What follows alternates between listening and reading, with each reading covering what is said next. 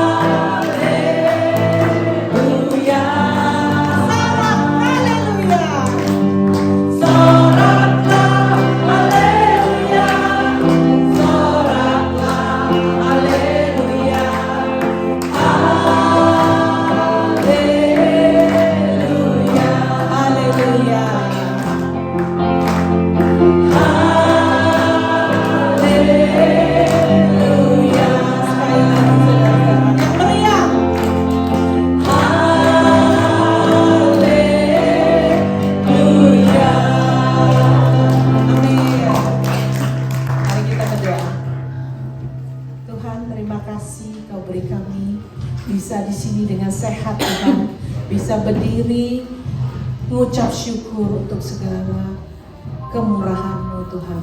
Tuhan, berkatilah PRT kami hari ini Tuhan. Biar kami pulang dengan membawa sesuatu Tuhan. Biar kami bisa bertumbuh terus di dalam Engkau. Kami juga bisa mempunyai hati yang mengasihi saudara-saudara kami, mau ikut berdoa melayani ya Tuhan. Terima kasih Tuhan, pimpinlah hari ini. Di dalam nama-Mu Yesus kami berdoa. Amin.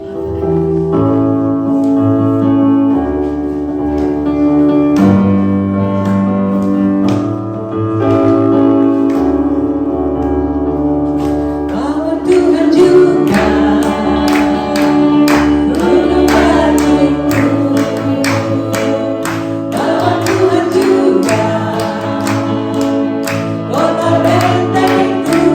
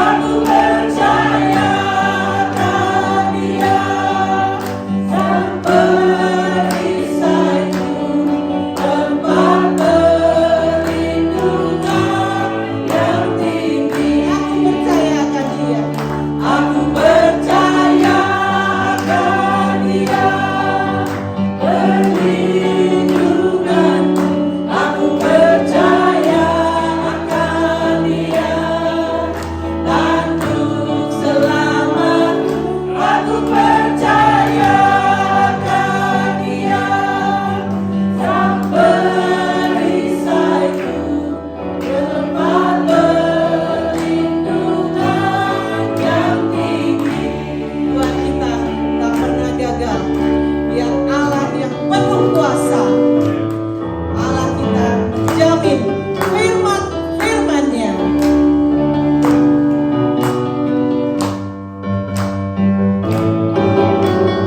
Dia tak pernah gagal, karena Dia Allah. Dia tak pernah lalai, Dia jamin firman-Nya.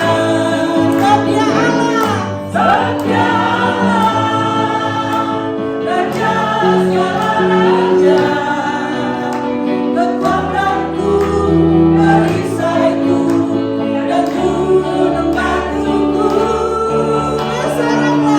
Bersoraklah, puji serta Dia, Yesusku, Raja mulia, Yesusku, Allah perkasa, Yesusku, Allah berbenah, Yesus Raja, Yesus Raja, Yesus Raja, sekali lagi, Yesus Raja.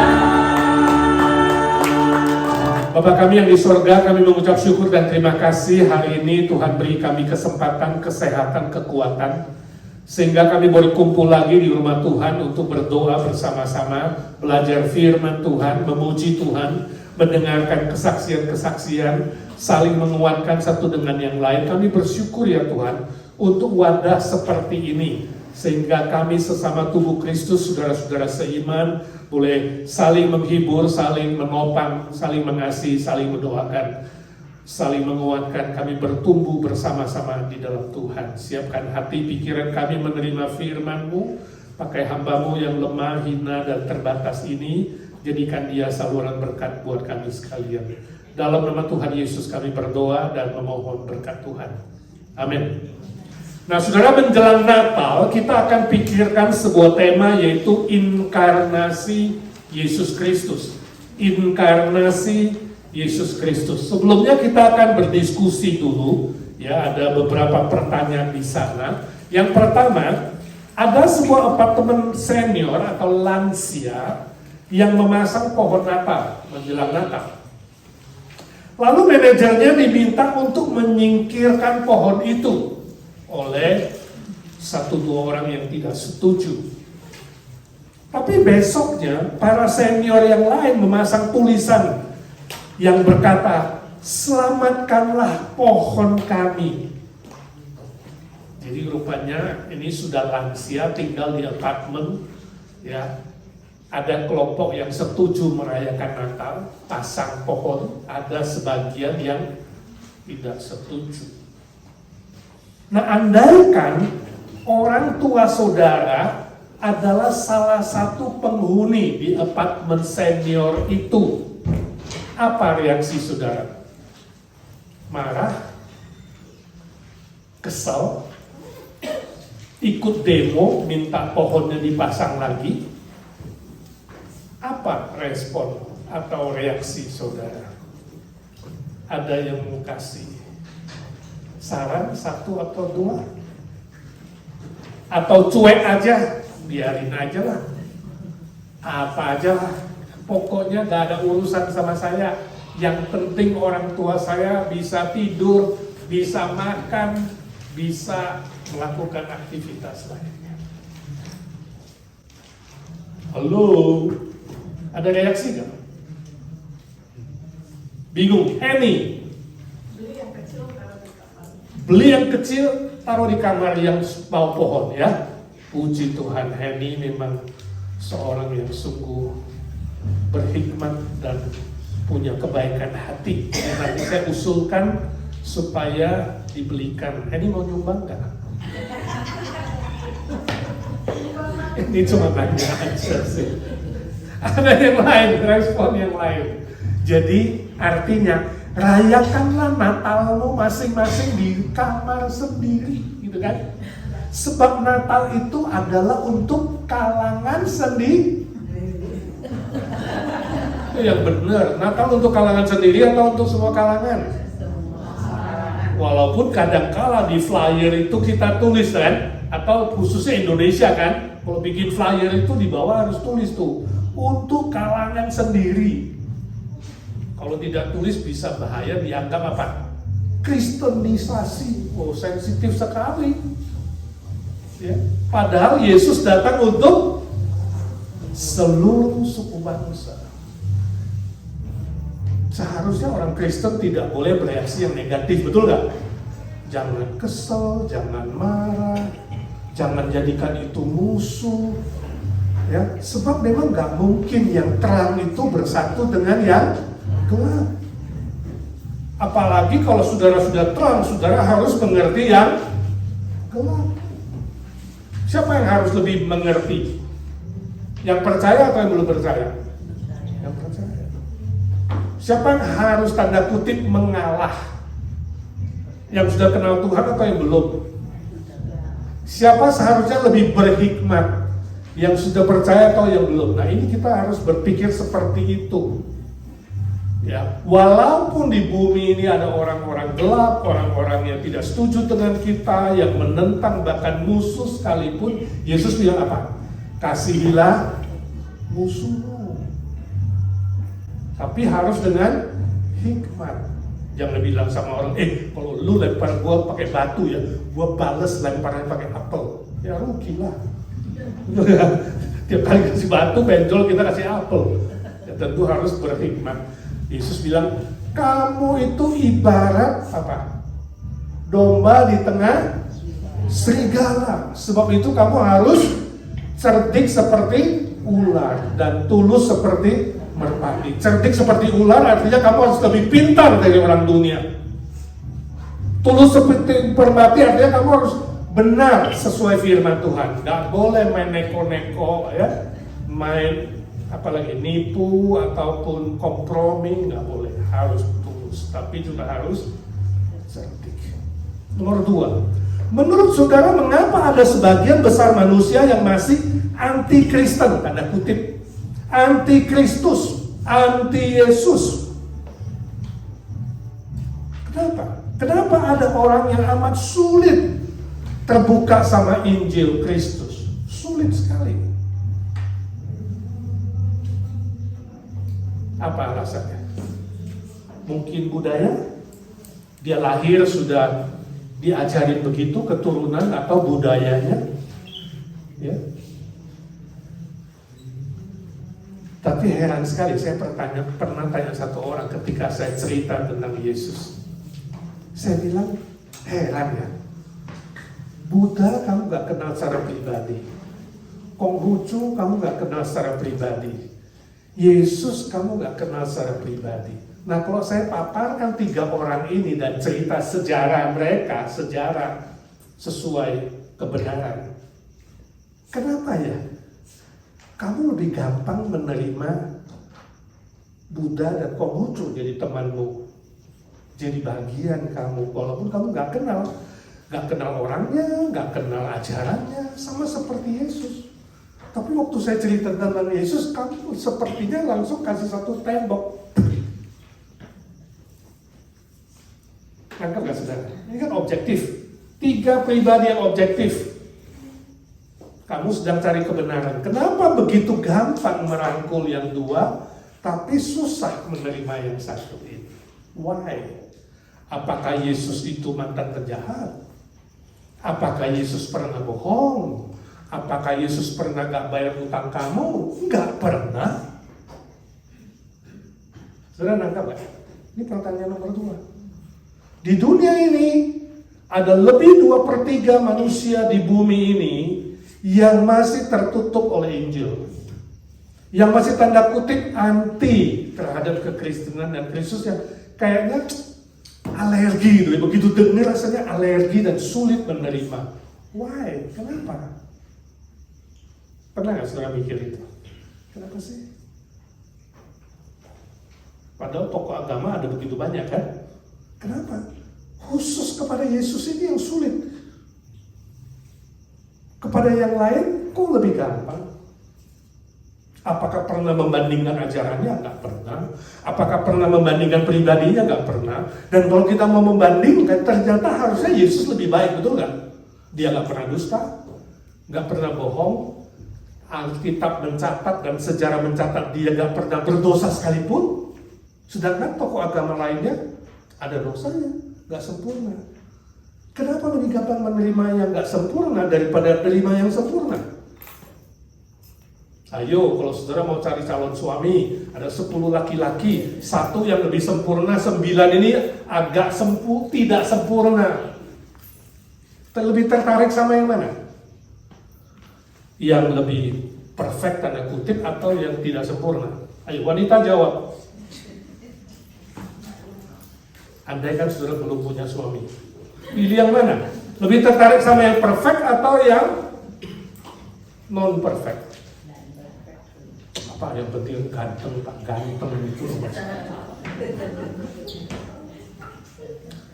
Atau yang penting Pak, sebenarnya bukan perfect gak perfect, yang penting itu dompetnya Pak, dompetnya tebel apa gak tebel? Pasti Pak Martinus ini tebel ini.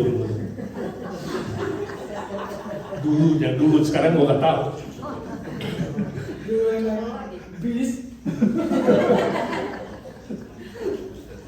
Yang penting Mercedes, mau bis kota kayak mereknya dong Mercedes ya kan? Mercy. Aneh ya? Pernah saudara pikir begitu? Nggak aneh Pak, kenapa? Jadi saudara jangan cepet-cepet judge, jangan cepet-cepet hakimin orang lain. Ini yang mentang-mentang kenapa langsung nolak Yesus? Jangan. Kita belajar mengenal seseorang dari sudut mana? Sudut sejarah, sudut budaya, sudut politik, ya, sudut waktu, dan dari situ kita ceritakan soal kebenaran. Yang pasti tidak gampang di dalam pekabaran Injil. Kalau yang gampang mungkin tidak benar. Ayo datang ke agensi, pokoknya di sini ya kita itu ya makanannya enak, gratis. Saudara nggak usah kasih persembahan, malah saudara datang dikasih duit. Ayo, kan itu namanya apa? Bohong. Pendetanya ganteng walau udah 65. Salah promosi. Kalau saudara kabarkan Yesus, pasti lebih cenderung ditolak sebab kebenaran. Manusia pada umumnya berdosa. Bagaimana yang berdosa bisa menerima yang tidak berdosa? Bagaimana yang gelap bisa menerima terang? Ini ada sebuah gap. Dan itu tidak mudah. Kalau yang mudah, pasti bukan Injil. Injil murahan. Datang pasti bisnismu lancar. Datang pasti kamu sehat. Semua sakit sembuh. Sekali doa sembuh. Tumpang tangan, tumpang kaki sembuh. Itu pasti Injil murahan. Bukan Injil yang benar. Amin. Jadi jangan putus asa. Apalagi masa-masa Natal ini sulit. Kemarin saya injili seorang lewat telepon. Dia bilang bagi saya yang penting itu ya hutang spirit saya ya, hutang spiritual, hutang dosa saya itu rendah hati dan buat baik. Sebab saya percaya semua manusia itu punya kemampuan untuk menyelamatkan diri sendiri. Nah ini konsep Buddhism, ya kan? Ketika kamu meditasi, ya, transcendental meditation ataupun seperti Buddha ya, meditasi, kamu punya kekuatan nanti bisa kemampuan untuk menyelesaikan hutang dosa. Yang penting buat baik dan rendah hati. Lalu saya bilang sama dia, wow ini terbalik dengan yang saya percaya. Saya bilang, justru saya pikir kalau kamu bisa menyelesaikan dosamu dengan kekuatanmu sendiri, dan kamu bisa masuk surga dengan perbuatan baikmu. Nah ini bukan rendah hati, saya bilang. Definisi rendah hatimu terbalik. Kamu akan jadi manusia yang sombong, sebab kamu anggap aku sanggup membuat diriku bersih, suci, dan masuk surga. Kalau saya terbalik, saya bilang, kita buat baik itu karena sudah diselamatkan. Yesus Kristus satu-satunya juru selamat, itu sebabnya Christmas ada, saya bilang.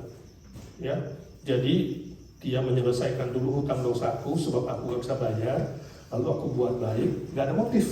Motifnya bersyukur aja. You motifnya untuk diri sendiri. Ayo, mana yang lebih rendah hati?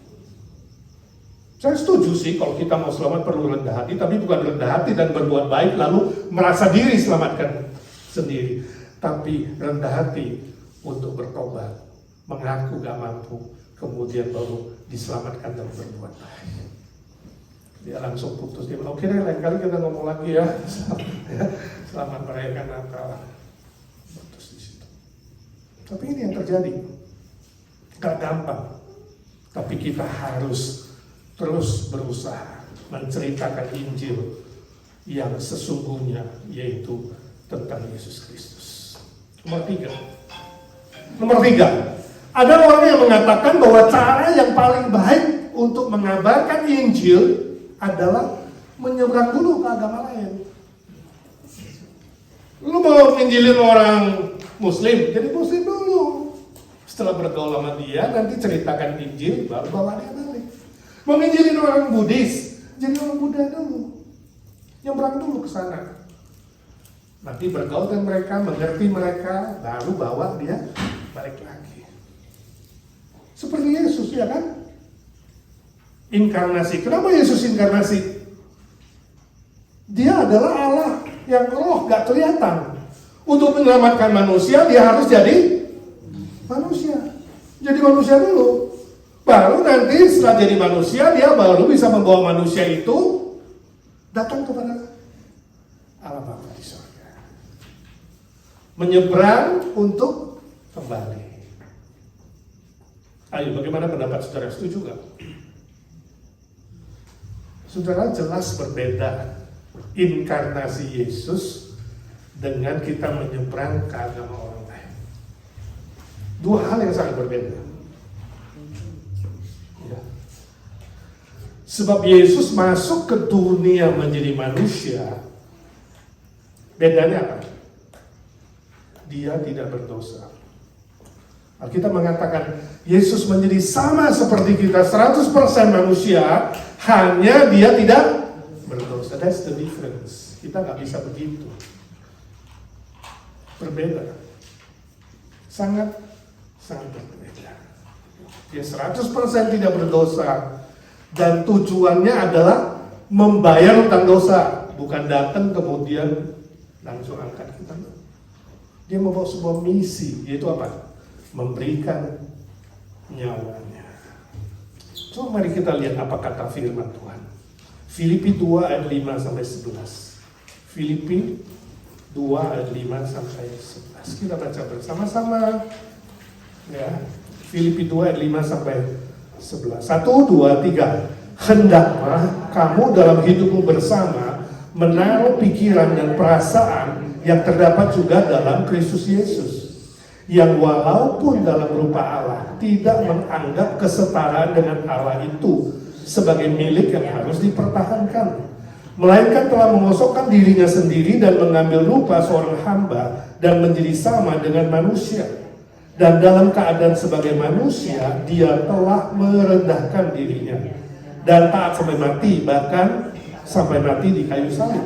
Itulah sebabnya Allah sangat meninggikan dia dan mengaruniakan kepadanya nama di atas segala nama, supaya dalam nama Yesus bertekuk lutut segala yang ada di langit dan yang ada di atas bumi dan yang ada di bawah bumi, dan segala lidah akan mengaku Yesus Kristus adalah Tuhan bagi kemuliaan Allah Bapa. Nah, istilah inkarnasi itu berasal dari bahasa Latin incarnatio, artinya di dalam daging atau di dalam tubuh jasmani. Yesus Kristus inkarnasi ke dunia ini artinya dia memakai daging atau tubuh jasmani, lahir ke dunia ini seperti manusia biasa. Kristus yang tadinya roh, nah ini kalau Kristus adalah Allah, roh, maka dia tidak ada awal, tidak ada akhir. Jadi kalau bilang Yesus belakangan, ini secara fisik betul, tapi secara roh salah. Sebab dia tanpa awal, tanpa akhir. Itu yang harus dijelaskan. Kristus yang roh, yang tanpa awal, tanpa akhir, menjadi manusia yang berdarah daging. Disebut dengan pengosongan diri di sini. Tadi ayat yang ke-7 di situ ya. Ayat ke-7, mengosongkan dirinya. Bahasa Yunani-nya kenosis, ayat ke-7. Dari kata ini hari ini kita akan belajar beberapa kebenaran firman Tuhan. Yang pertama, Kristus menanggalkan kesetaraannya dengan Allah. Ini ayat 6. Jadi mengosongkan diri itu bukan menyeberang lalu balik, bukan. Mengosongkan diri itu adalah mencomot gelar kealahannya.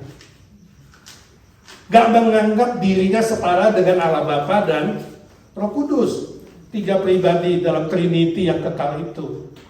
Dia rela, jadi pribadi Kristus. Ya, pribadi kedua dari Tritunggal itu rela menjadi lebih kecil artinya. Atau lebih rendah sedikit gelarnya dari Allah Bapa dan Roh Kudus. Itu bisa lihat di Mazmur 8, 5-7. Bisa lihat di Ibrani 2, ayat 6-9. Inkarnasi Yesus menjadikan dirinya, statusnya, gelarnya lebih rendah sedikit dari malaikat. Sebab manusia itu lebih rendah dari malaikat, betul nggak? Itu sebabnya Yesus pernah bilang di bumi ini waktu memakai darah daging bahwa kedatangannya kedua kali hanya Bapa yang tahu. Dia sendiri pun nggak tahu. Tapi bukan berarti dia bukan Allah. Artinya dalam statusnya sebagai manusia 100%, dia lebih kecil sedikit ya dari Allah Bapa dan Roh Kudus. Mazmur 8 menyebut bahwa manusia itu hampir sama dengan Allah. Bayangkan, tidak sama. Tidak sama. Ya, tidak setara. Termasuk Ibrani 2 ayat 9. Yesus untuk waktu yang singkat lebih rendah dari malaikat-malaikat yang roh adanya. Sebab dia memakai daging dan darah. Jadi daging dan darah itu lebih rendah dari roh. Itu loh, mengosongkan diri. Jadi mengosongkan diri gak berarti menyeberang ke agama lain. Sudah ini persoalannya beda sekali. Ya, kita tidak setuju dengan konsep teologi seperti itu, kita tidak setuju dengan konsep pekabaran Injil seperti itu. Ya, sebab yang Yesus lakukan itu adalah mencomot gelarnya untuk waktu yang singkat. Berapa lama? 33,5 tahun. Which is dari konsep Allah itu sebenarnya tak terbatas dengan waktu, betul nggak? Jadi tidak ada masalah. Nah, aplikasinya buat kita apa? Aplikasinya, jangan mencoba menjadi seperti Allah.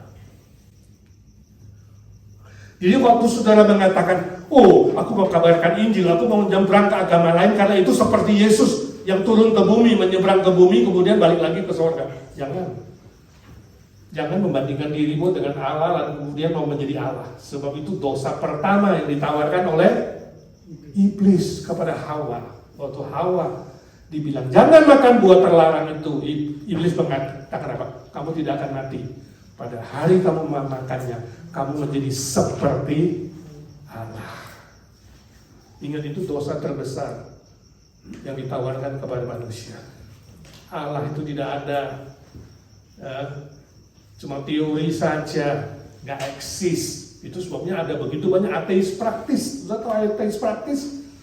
Mulutnya bilang percaya Yesus, percaya Tuhan, percaya Allah, tapi prakteknya, praktisnya nggak ada Allah dalam hidupnya. Sebab apa? Dia sendiri menjadi Allah. Hidupku adalah aku punya, aku yang ngatur. Waktuku aku yang punya, aku yang ngatur. Segala sesuatu aku yang ngatur. Papa ngomong A harus A, B harus B. Yang lain tidak boleh tahu, tidak boleh ikut-ikutan. I am the one who make every decision. Ateis praktis. Secara tidak sadar dan praktek sebenarnya orang Kristen pun bisa dicobai untuk menjadi Allah. You play God, you menjadi Allah. Salah satunya apa? Khawatir. Kenapa Yesus bilang gak boleh khawatir? Sebab waktu kamu khawatir, kamu tidak percaya lagi kepada pemeliharaan Allah. Kamu sama seperti orang kafir yang tidak percaya eksistensi Allah. You menganggap dirimu Allah dan kamu yang ngatur masa depanmu. Nanti kalau begitu gimana? Nanti kalau begitu gimana? Nanti kalau besok gimana? Lusa gimana? Minggu depan gimana? Siapa kamu? Sok tahu soal besok, lusa, minggu depan, ya kan? 1 menit di depan aja kamu gak tahu. Jangan ngarang-ngarang. Ketika kamu mulai mengarang-ngarang masa depan yang tidak pasti, sebenarnya secara tidak sadar kamu sedang bermain Allah. Kamu telah menjadi Allah untuk dirimu sendiri. Kamu lupa Kristus yang memelihara dan mengontrol. Kamu lupa pemeliharaan Bapa di surga. Itu yang tidak boleh, itu aplikasi. Ya, sebab itu jangan pernah meragukan kebenaran firman Tuhan. Itu yang benar. Dugaanmu salah, tafsiranmu bisa salah, tapi firman Tuhan tidak bisa salah. Amin. B. Kristus memakai darah dan daging. Yang ketujuh, artinya apa? Artinya Kristus menjadi seperti manusia, bahkan sebagai hamba. Yang ketujuh, yang siap melayani manusia berdosa dengan penuh kasih setia. Ya, penuh kasih setia. Yohanes 1:1-3. Ayat 14 dia menjadi manusia. Ayat 18 tidak ada yang melihat dia, tidak melihat Allah, tapi Kristuslah menyatakan dirinya sebagai hamba. Bahkan di Natal kita merayakan Yesus rela datang sebagai bayi. Wow, itu luar biasa. Bayi yang sepertinya tidak bisa apa-apa. Sang pencipta jadi bayi. Pinjam rahimnya Maria. Wow. Saya kadang pikir, kenapa Yesus gak mau minta pinjam lahir di istananya? Kenapa kandang hewan? Pernah gak saudara pikir? Kenapa dia pilih kandang hewan daripada pilih kamar di rumah sakit? Kalau Yesus lahir di zaman kita ini, abad 21 ini, dia kira-kira lahir di rumah sakit atau di istana atau tetap pilih kandang hewan? Ayo. Kayaknya kandang hewan lebih netral, betul nggak? Sepertinya binatang yang tanpa dosa dipakai dibanding salah satu manusia berdosa yang harus ditebusnya. Dia pilih yang netral. Mungkin saya coba berpikir, menganalisa kenapa ya? Nanti ketemu Yesus aku mau tanya dia, kenapa Tuhan? Apa tidak ada satu tempat manusia yang pantas buat kamu untuk lahir sehingga kamu pilih kandang ini? Nah, analisa saya yang terbatas adalah, oh ya, binatang lebih layak menampung dia daripada kita manusia yang berdosa. Tapi bukankah kita mengundang Yesus lahir di hati kita? Dan dia mau datang masuk ke dalam hati kita juga. Nah, disitulah firman Tuhan begitu dalam sehingga kita mengatakan, ya Tuhan ampuni aku tidak mengerti kedalaman firman-Mu. Aku hanya tahu bersimpuh dan melayani-Mu dan menyembah-Mu ketika aku tidak mengerti. Itulah rendah hati menurut saya. Ya, Yesus merendahkan dirinya sampai dia harus melalui proses seperti manusia baik.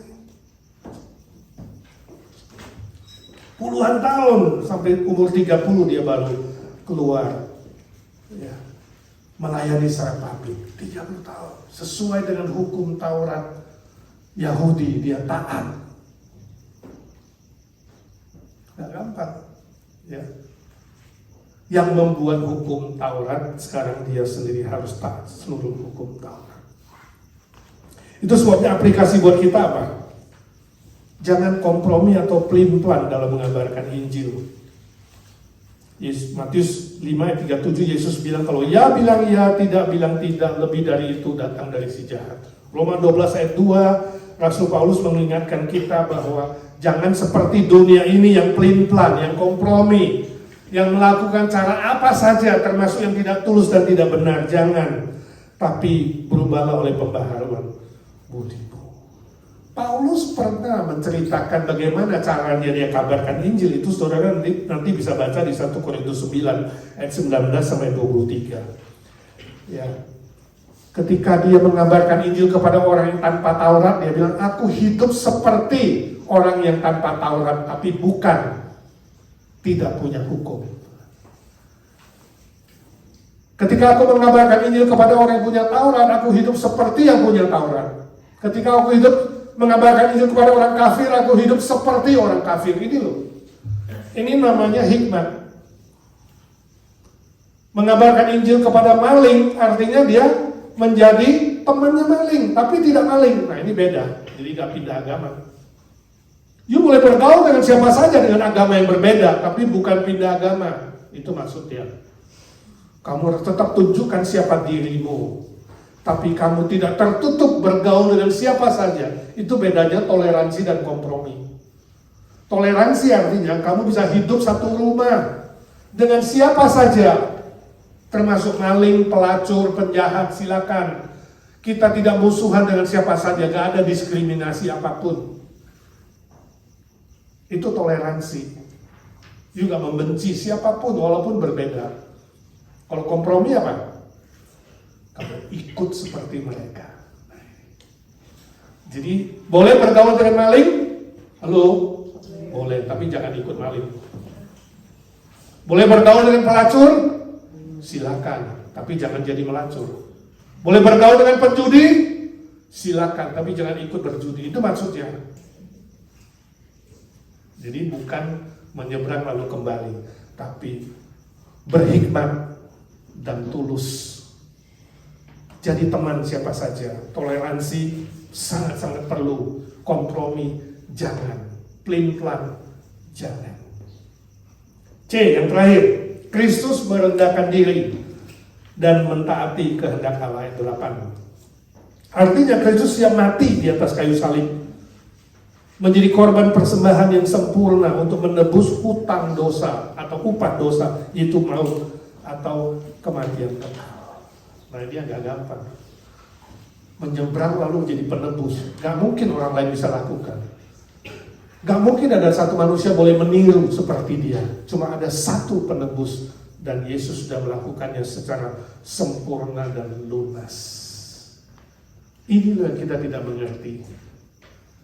Salah satu pertanyaan kalau ketemu Yesus, aku akan tanya, Tuhan kenapa yang mengasihi aku sampai bayar hutang dosa? Aku gak ngerti. Blow my mind. Aku gak ngerti Tuhan. Mungkin dia bilang, saya jelasin juga lu gak ngerti. Ya udah terima aja. Makasih Tuhan. Baik, selesai pergi. Tapi itulah kasihnya. Yang ajaib, tapi konkret. Yang tidak mengerti, tapi nyata. Yaitu apa? Dia rela membayar hutangmu dan hutangku secara lunas, tanpa syarat. Itu sebabnya kita tidak percaya api penyucian. Itu sebabnya kita percaya perkataan Yesus mengatakan lunaslah, genaplah, tetelestai, sempurna, perfect. Kita gak perlu ada tambahan. Doa si A, doa si B, doa orang kudus. Ada ibadah khusus, misa khusus untuk pembersihan dosa. Gak perlu. Cukup yang Yesus lakukan, sempurna. Kalau kita terima lagi yang lain itu menghina salib Kristus. Itu yang membuat saya bersyukur. Akhirnya saya dengan tulus terima Yesus setelah saya di college. Perjalanan saya cukup jauh, saudara. Lahir dari keluarga Kristen, tapi saya seorang domba yang hilang. Anak yang hilang. Sampai saya mengerti, Tuhan izinkan saya berkelana ke semua kepercayaan yang lain, termasuk yang ateis. Dan saya kembali waktu college mengatakan, Tuhan aku gak mengerti, tapi aku yakin kematianmu membayar hutangku lunas. Sebab engkau membuktikan dengan kebangkitan.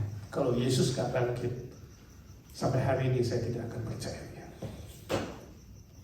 Itu yang membuat hati saya luluh dan saya mengatakan, walau aku gak mengerti Tuhan, aku mau setia ikut Kamu. Tuhan panggil saya jadi hambanya setelah 2 tahun. Saya percaya. Saya bilang, saya gak siap Tuhan. Aku lebih baik jadi businessman. Orang kasih 1/10, aku kasih 50% dari bisnisku untuk Tuhan. Tuhan bilang, no, aku mau Kamu. Saya sekolah. Dan sampai hari ini puji Tuhan, 40 tahun pelayanan. Tuhan jaga, Tuhan pelihara, Tuhan lindungi. Saya tidak pernah menyesal sekalipun. Dan tidak pernah kekurangan sekalipun. Tuhan memenuhi janjinya. Dia tanggung jawab sampai tuntas hidup saya. Sebab itu saudaraku, tantangan seberat apapun, kesulitan seberat apapun, cobaan seberat apapun, jangan pernah mundur. Sebab apa yang dibayarkan Yesus itu nyawanya tidak bisa dibandingkan dengan apapun. Apapun. Walau gak mengerti, jangan ngeluh. Walau gak mengerti, jangan marah. Jangan komplain. Ya, jangan mengatakan Tuhan tidak adil, walaupun hidup ini gak adil. Manusia gak adil. Keluarga mengecewakan, teman baik mengecewakan, Tuhan tidak pernah mengecewakan. Jangan mencerminkan, merefleksikan kesalahan manusia kepada Tuhan. Jangan merefleksikan, mencerminkan kesalahan dunia kepada Tuhan. Suamimu, temanmu boleh tidak fair, kamu tidak boleh bilang Tuhan tidak fair. Kamu boleh kena penyakit yang sulit disembuhkan, jangan bilang kenapa Tuhan kasih sakit. Bukan Tuhan yang kasih. Sebab bumi tidak sempurna. Ada iblis, ada manusia jahat. Ada bumi yang terkutuk. Ada sakit penyakit, ada berbagai macam tantangan, kesulitan, cobaan. Bukan salahnya Tuhan. Jangan pernah salahkan Tuhan. Sebab kalau Dia sudah memberikan nyawanya, ada hal apa lagi tidak diberikan kepadamu. Itu saja sudah cukup. Maka kita bisa senantiasa bersyukur, senantiasa bersukacita, senantiasa mengerjakan pekerjaan Tuhan, kabarkan Injil sampai nafas yang terakhir. Amin. Itu Natal. Natal tanpa Kristus gak ada artinya. Perayaan Natal tanpa semangat pemberitaan Injil gak ada artinya. Saya harap ini mempersiapkan kita semua memasuki Natal dengan semangat mengabarkan Injil, semangat berbuah bagi Tuhan, semangat baru untuk melakukan pekerjaannya kalau masih diberi kesempatan. Amin. Mari kita doa. Ya Tuhan, suara hamba-Mu sudah berhenti. Banyak hal di bumi kami tidak mengerti. Ada bencana, ada cobaan, ada tantangan, ada sakit penyakit, ada manusia yang tidak fair, ada orang-orang yang mengecewakan, ada musuh-musuh yang sengaja mau menjatuhkan kami, ada daya tarik dunia, ada iblis yang jealous, yang sengaja mau menjatuhkan kami. Tapi sadarkan kami Tuhan, karena Engkau sudah mati dan bangkit buat kami. Semua masalah itu menjadi kecil di hadapan-Mu Tuhan. Ketika kami fokus kepadamu, bukan fokus kepada masalah, bukan fokus kepada manusia, bukan fokus kepada dunia, kami pasti dimampukan untuk hidup berkemenangan, untuk tetap bersukacita dan bersyukur, walau banyak hal kami tidak tahu dan tidak mengerti. Untuk tetap setia mengabarkan Injil, walau ada banyak yang menolak, menghina, bahkan ingin membahayakan diri kami. Kami tetap mau setia sampai akhir. Kau sudah dengar tekad semua teman-teman. Berkati gereja kami menjadi gereja yang mengabarkan Injil. Gereja yang berbuah bagi kerajaan-Mu, khususnya memasuki Natal ya Tuhan. Jangan jadikan hidup kami mandul, tapi jadikan hidup kami berbuah ya Tuhan. Kami doakan pelayanan IGNC untuk KKR minggu besok. KKR tahun ini yang terakhir, ditambah KKR Natal 24 Desember, Natal gabungan 25. Juga ada pelayanan-pelayanan lainnya Tuhan kamu berkati. Baptisan Kudus tanggal 21, ada Christmas Carol tanggal 20, dan pelayanan ke panti asuhan di Tijuana 17 atau 18. Tuhan memberkati satu persatu Tuhan. Bangkitkan jemaat-Mu Tuhan menjadi jemaat yang kompak, yang sehat jasmani rohani, yang setia dalam ibadah, yang setia dalam mengasihi, mendoakan, dan memberitakan Injil Tuhan. Sebab kami tahu satu jiwa yang bertobat, seluruh sorga bersorak-sorai. Terima kasih Tuhan, terima kasih. Kami doakan saudara-saudara kami yang lemah tubuh. Kami ingat si Sylvia So habis operasi dan dirawat di panti rehab. Tuhan jamah dia, pulihkan dia. Kami doakan Ibu Nina Panginda persiapan operasi pada tanggal 29 Desember yang akan datang. Tuhan siapkan dia fisik, mental, rohani, tambahkan iman. Kami melihat dengan mata iman Tuhan bekerja, dan Tuhan kami minta janji-Mu di Filipi 1:6, Engkau memulai pekerjaan baik, Tuhan menggenapinya secara tuntas. Kami doakan Anton Warau dan Ibu Evita Marinda dalam proses kimo. Beberapa waktu lagi akan selesai. Tuhan beri kekuatan ekstra. Kami yakin Tuhan kuasa-Mu, bilur-bilur-Mu menyembuhkan. Pak Hari juga dalam proses pemulihan, Pak Indra pemulihan, Ci Ane pemulihan mata, dan juga yang lainnya.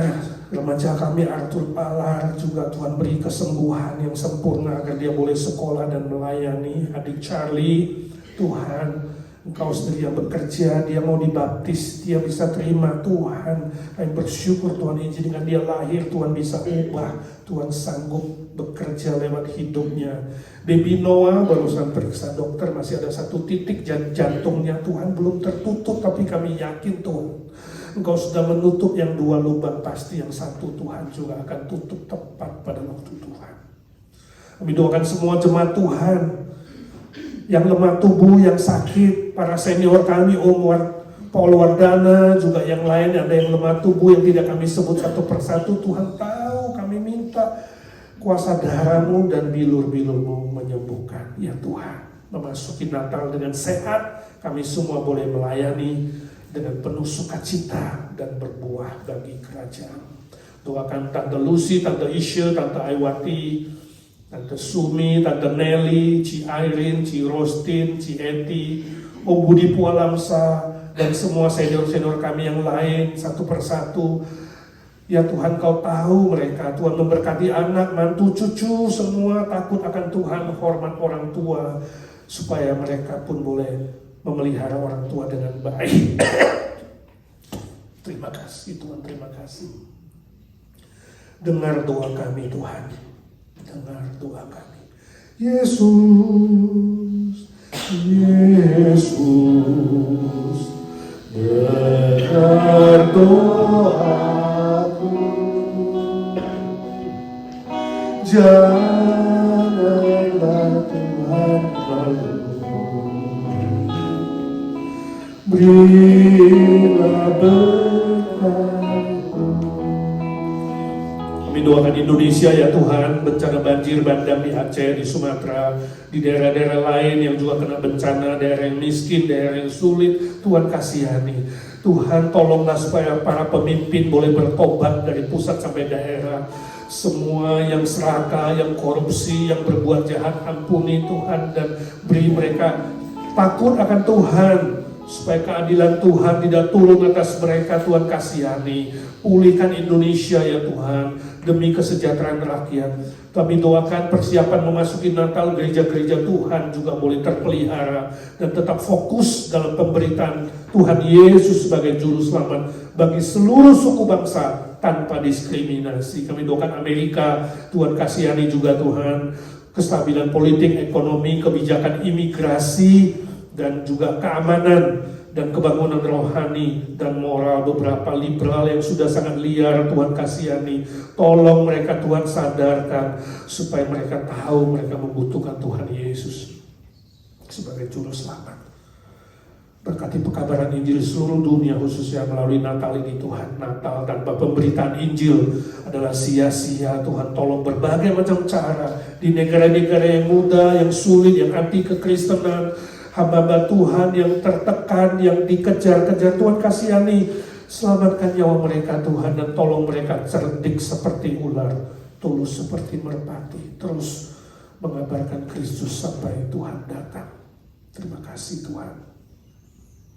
Kasihani setiap pribadi kami yang diam-diam berdoa. Hamba meminta dalam nama Tuhan Yesus Kristus,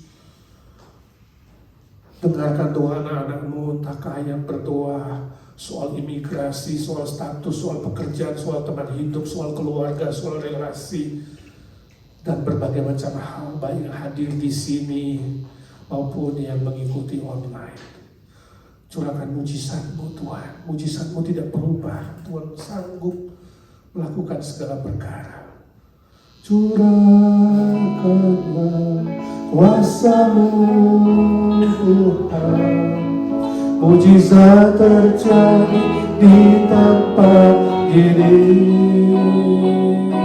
Curahkanlah kuasa-Mu Tuhan. Mujizat terjadi sekarang ini.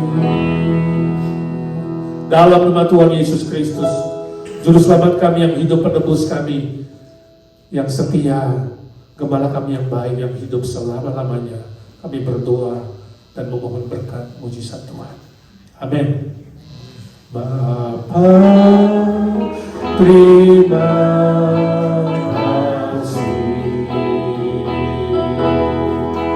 Bapa, terima kasih. Bapa di dalam surga, ku beri terima kasih.